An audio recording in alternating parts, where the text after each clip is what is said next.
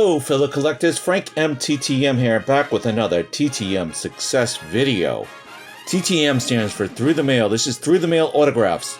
I get autographs through the mail from mostly sports players, many times baseball players. I have 4 today, and this is for TTM. This is Sunday, July 18, 2021. It was a nice day today. Went to a card show.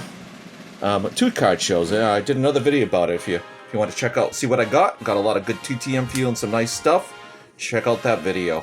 TTM fuel. I have 4 here, and all these 4 have something in common. They're all former Major League Baseball pitchers. Let's get right at it. First, we have a 1-for-1. This took 119 days, no fee out of. This is out of New England here, Manchester, New Hampshire. We have Mr.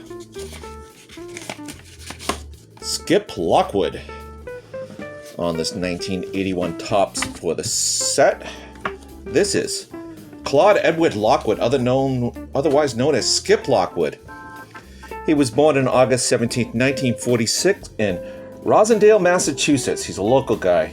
He grew up in nearby Norwood and went to high school at Catholic Memorial in West Roxbury, where he was a star pitcher. He went 22-2 as a pitcher in high school, attracting the attention of Major League scouts. And he also was a pretty proficient hitter, too. He's a .416 hitter in high school.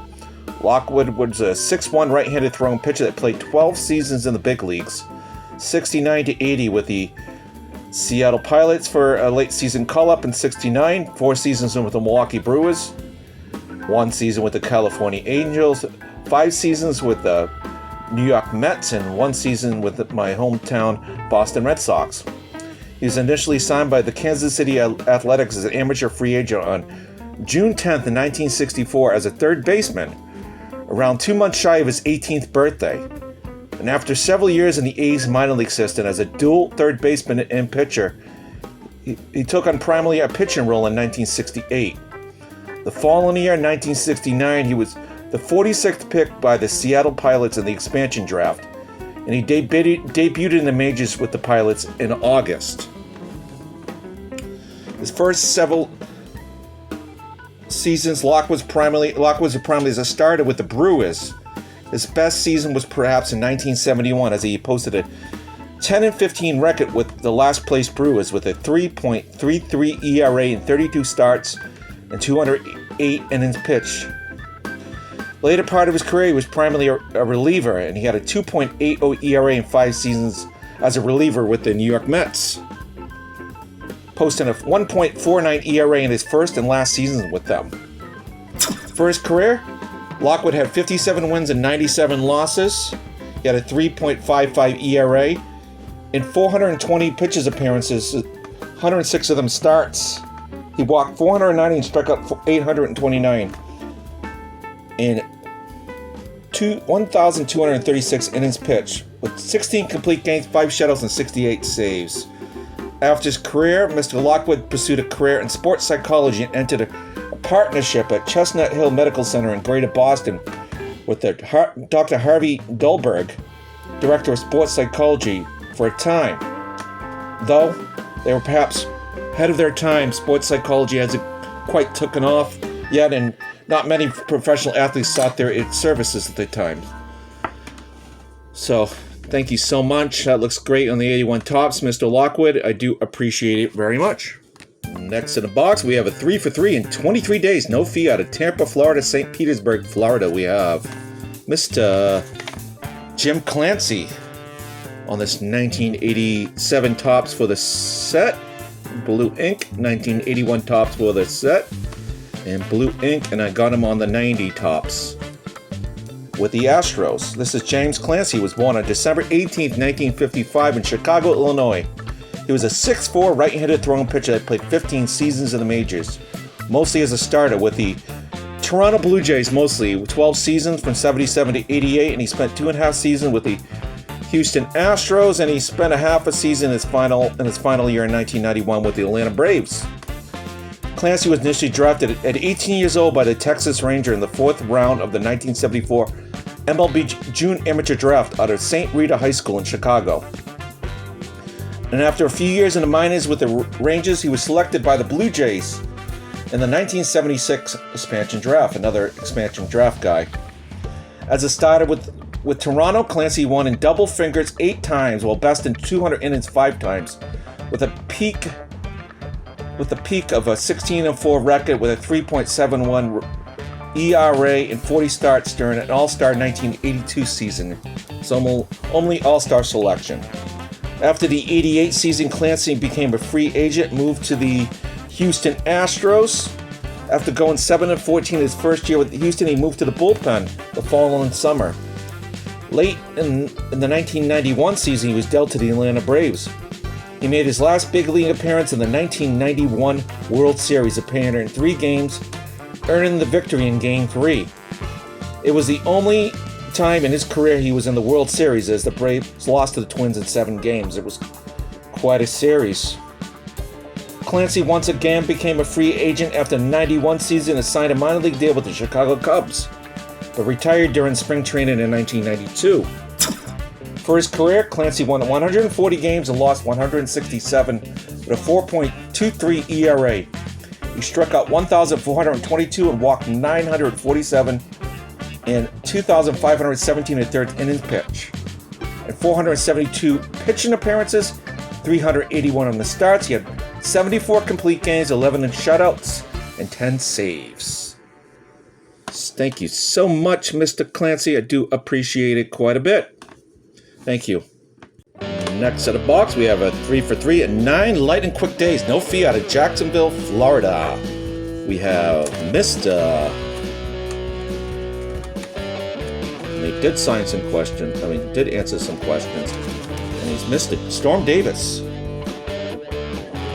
We'll get to those in a moment. This is on the 1988 Topps. It's a sweet signature. Oh no, that's not the Topps, Flair. I'm going to have it on the 87 Topps traded for the set and on 87 Topps for the set. I like that 88 a real lot. I think that looks great. This is George Earl Davis, otherwise known as Storm Davis. He was born on December 26, 1971 in Dallas, Texas. Davis is adopted brother of former Major League Baseball first baseman Glenn Davis. He was a 6'4" right-handed throwing pitcher that played 13 seasons in the majors, 82 to 94, 2 stints with the Baltimore Orioles in the early 80s, 82 to 86, and 1 season in 92. He was a month shy of a season with the San Diego Padres in 87. And he spent 2 stints with the Oakland A's, 2+ seasons from 87 to 89, and a half a season in 93. And he had 2 seasons with the Kansas City Royals and a season and a half to round his career with the Detroit Tigers. Davis was initially drafted at 17 years old by the Baltimore Orioles in the 7th round of the 1979 MLB June Amateur Draft out of University Christian High School in Jacksonville, Florida. Storm, who was several months younger than his brother Glenn, played high school football and baseball with his brother. Glenn was also selected by the Orioles in the 1979 draft in the 31st round, but chose to attend college rather than sign, then was selected by the Houston Astros in 1981. According to Storm's 1987 baseball card, Storm's nickname was derived from a character in a book his mother was reading while pregnant, apparently. Another story traces his nickname to similarities with Jim Palmer, the Orioles Cy Young Award winning pitcher. He was a cyclone or storm. Storm, mostly a starter during the first decade of his career with the Orioles and A's, was a 2-time World Series champion with each team. 1983 with the Orioles and 1989 with the A's. In 1989, he won a career-high 19 games during a season where the A's won 99 games. As a number 5 starter, believe that, they had quite a pitching staff. And then those 99 games was the most in the majors that year as the A's went on to win the World Series. For his career, Storm won 113 games and lost 96 and had a 4.02 ERA. He walked 687 and struck out 1,048. The 1,780 2/3 innings pitched. In 442 pitches appearances, 239 of them starts. He had 30 complete games, 5 shutouts, and 11 saves. Davis formerly served as a pitching coach for the Jacksonville Jumbo Shrimp, a Class AA farm team for the Miami Marlins. He's currently the head pitching coach at the Episcopal School of Jacksonville, alongside former World Series champion Michael Carl Jones of the Royals. So, and he did answer a few questions. I love it when these players do that. I asked Mr. Davis, who was your favorite catcher to work with? That would be Ron Hassey. Ron Hassey was his battery mate with the A's in that 1989 championship season, who was the toughest batter you struck out the Hall of Famer Robin Yount. And any advice for young players? Play all positions. Great advice. You gotta move around the field. Be versatile. So thank you so much, Mr. Davis. I do appreciate it quite a bit. Last but not least, we have a 1-for-1 and 11 quick days. This was for a $5 fee out of San Diego, California. We have Mr. And I know some people who like this one here. Mets Rule. Cool Plastics. Your Mets fanatics out there. This is Jesse Orozco on the 1987 Topps, and he did answer a few questions. This is Jesse Russell Orozco. He was born on April 21st, 1957 in Santa Barbara, California. His parents are of Mexican descent. He was a 6'2" left-handed throwing pitcher, primarily a reliever, that played 24 seasons in the majors, 79 to 2003, having the rare distinction with 30 other players in Major League history that played in 4 different decades. And he played with quite a few teams. He played best years were perhaps 8 seasons the New York Mets. He had 2 stints with the Los Angeles Dodgers. He had 3 seasons with the Cleveland Indians and Milwaukee Brewers. He had 5 seasons with the Baltimore Orioles. Spent a season with the St. Louis Cardinals, a half a season with the San Diego Padres.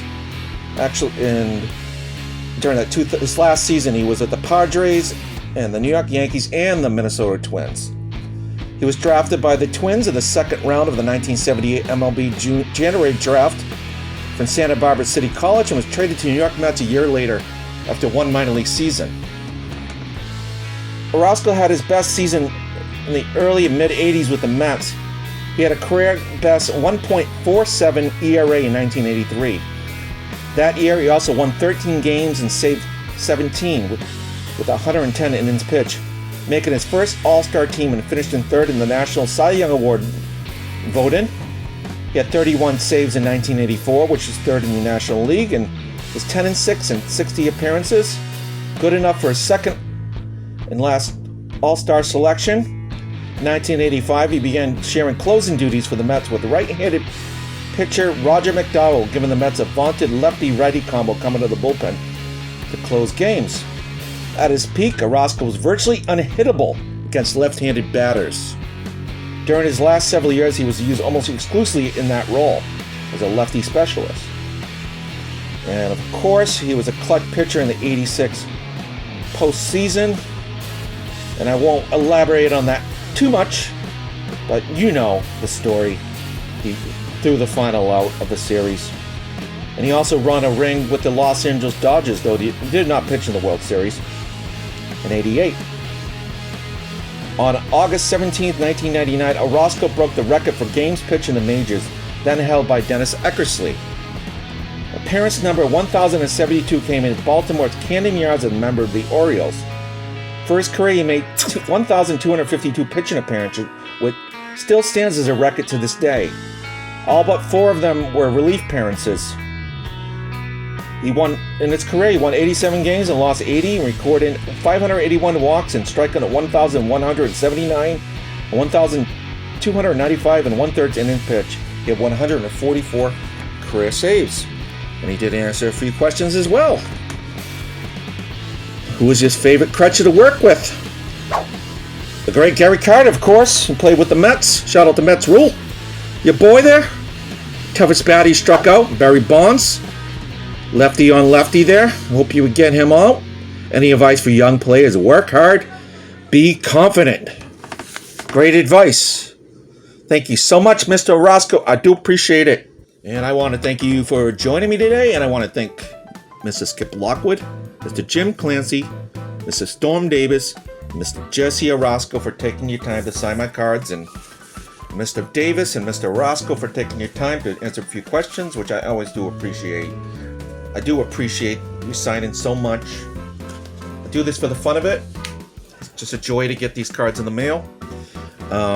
Anyways, I hope you're well today. If you have time, go check out my video of the card show today. Hit that like button if you just hit that like button if you like it. If you don't like it, that's fine too. And hit that subscribe if you're into these videos. Anyways, I'm gonna leave it at that. Take care. God bless. Peace.